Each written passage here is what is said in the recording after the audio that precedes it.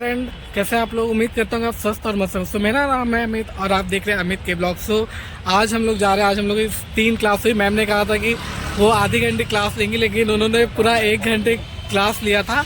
और अभी हम लोग जा रहे हैं ऑडिटोरियम की तरफ, जहाँ पे एक कॉन्फ्रेंस है वुमेन एम्पावरमेंट पे। तो चलिए देखते हैं वहाँ पे क्या होता है। आइए देखते हैं।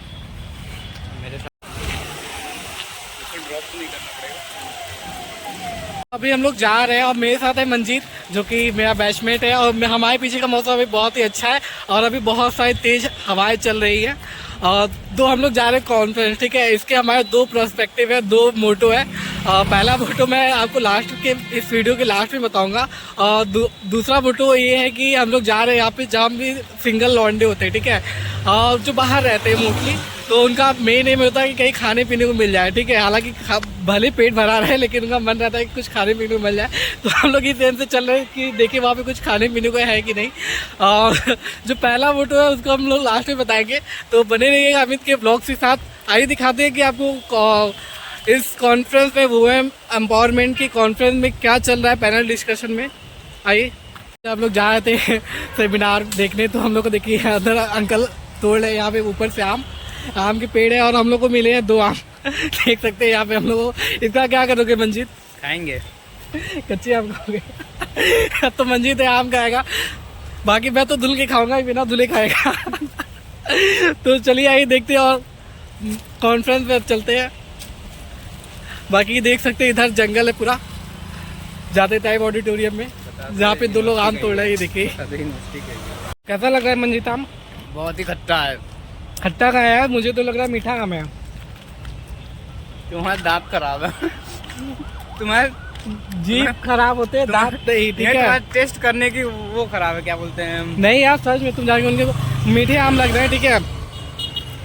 आपको भी फ्री में आम मिले तो जरूर खाइएगा। सो ये देख सकते हैं आप, इंजीनियरिंग की फैकल्टी है। इसका एक अलग से मैं ब्लॉग बनाऊंगा, देखिएगा आप लोग।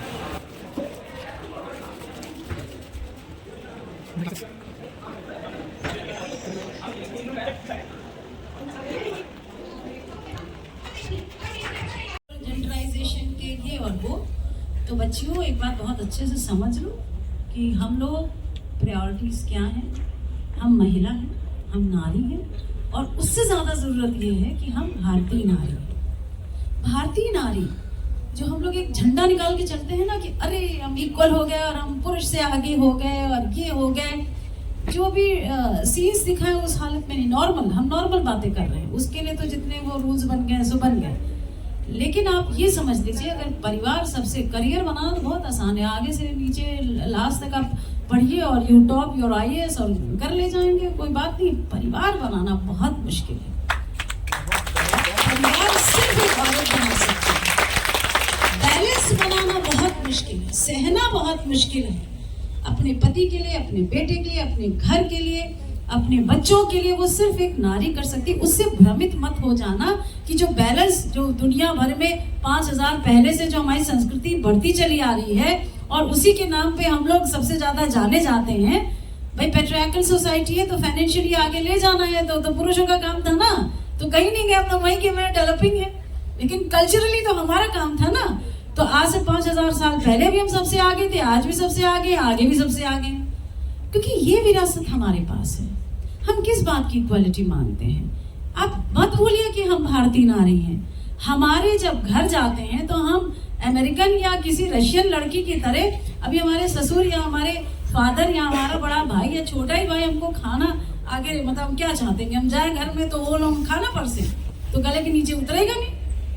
जैसे सिखाते हैं ना स्वतंत्रता ये है कि दोनों हैं और दोनों किचन में काम करें। रे भाई, हम लोग तो वो शक्ति है कि हम लोग बाहर भी जब काम करते हैं तो उन लोग से बेहतर काम कर लेते हैं, घर में भी।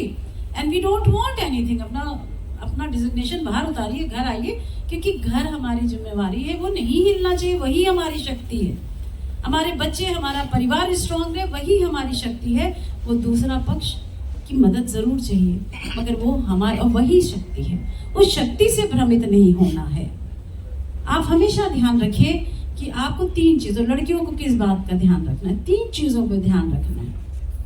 हमारा वो मुद्दा नहीं है कि गांव से निकलो तुम अनपढ़ रह गए हो, कि भ्रूण हत्या हो रही है, कि ये हमारा मुद्दा नहीं है। कि तो तुम लोग तो ऑलरेडी एजुकेटेड हो। कोई भी सबसे ज्यादा शक्तिशाली तब हो सकता है जब वो एजुकेटेड। तो ये प्रॉब्लम खत्म, तो उससे रिलेटेड जितनी प्रॉब्लम है उसकी हम लोग चर्चा नहीं करेंगे। क्या क्या आप तो समाज बनाओगे, आप तो स्ट्रांग हो ना, आप तो सबको, क्या फाल्गो एक्ट है आपसे पूछे कोई? जितने एक्ट्स हैं, जितने नियम हैं, जितनी सरकार ने सुविधाएं दे रखी है, सब पता है। लेकिन जब वक्त आता है, जब सबसे बड़ा वही होता ना, वो उसने तेजाब फेंका, ये उस समय खुद अपने को दिमाग अपना इस्तेमाल करना है। कर्ण के भी सारे हथियार उसी समय छोड़ दिए जब उसको सबसे ज्यादा जरूरत है। तो जब आपको सबसे ज्यादा जरूरत है, उसके लिए बहुत जरूरी है शिक्षित होना, उसके लिए बहुत जरूरी है अपने को मजबूत बनना, और उसके लिए बहुत जरूरी जितने नियम कानून है सब जाने रहो, सब कुछ जाने रहो। लेकिन जितना जानते जाओ, जितनी मजबूत होते जाओ, जितनी स्ट्रांग होते जाओ, पता चल जाए कि हाँ तुम परिवार चला सकती हो। नौकरी तो चला ही नहीं जाओगी, चला सकती हो, उतनी विनम्र होते चले जाओ, उतने अपने को नीचे बनाते चले जाओ, ये मानते हुए कि जब शक्ति दिखाना होगा, कोई पंगा ले ले तो फिर ठीक है, फिर हम ही हैं, फिर समझा देंगे उसको।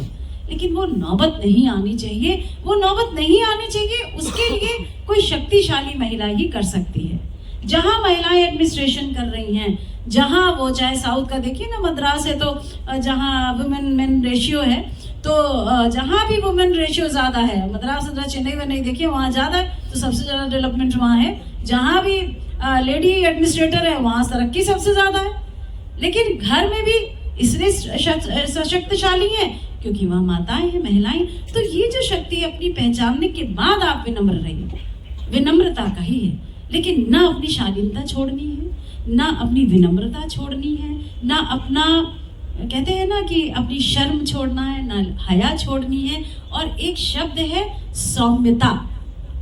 आप पेजेंट में जब कंपटीशन होता है, लाइन से सारी लड़कियां खड़ी होती है, सिर्फ हिंदुस्तानी वाली जब पेजेंट जो खड़ी होती है, उसके सिर्फ चेहरे से आप समझ जाएंगे कि ये भारतीय नारी है। इसके मतलब ये नहीं कि आपको फैशन करना छोड़ दो, खूब फैशन करो, खूब मस्ती से जो मर्जी आओ पहनो। और स्विमिंग जब पूल में जाओगी तो वही ड्रेस होगी ना, और कहीं जाएंगे फैशन शो में सबसे आगे रहो। लेकिन हर चीज का एक लिमिट है, हर चीज का एक लिहाज है, हर चीज की एक इनविजिबल लाइन है। अपना नारीत्व मत छोड़ो, पहचानने में मुश्किल ना हो जाए कि कौन पुरुष है और क्या है, और वही तुम्हारी शक्ति है। से तो सबको भिगोती हैं, अपनेपन की बारिशें तो सबको भिगोती हैं। कभी दूसरों के धूप में तपिश में नहा कर तो देखो।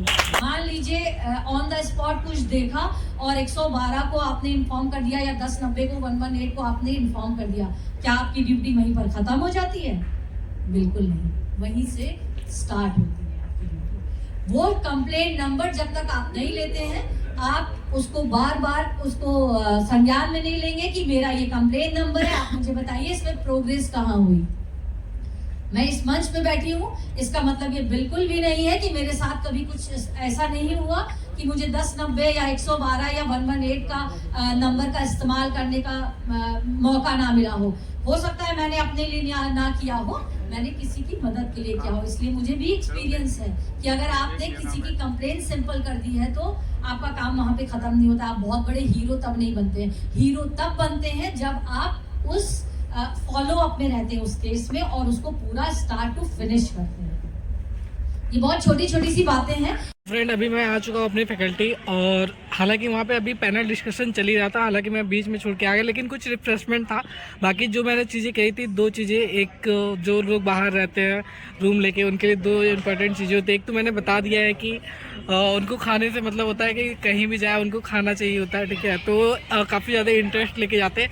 बाकी दूसरा जो आप कमेंट में कर दीजिएगा कि क्या उन लोगों को किस लिए जाते हैं कहीं पे, ठीक है। तो देखते हैं कि आपके कमेंट क्या आते हैं। बाकी मिलते हैं अगले ब्लॉग में, बने रहिएगा अमित के ब्लॉग के साथ।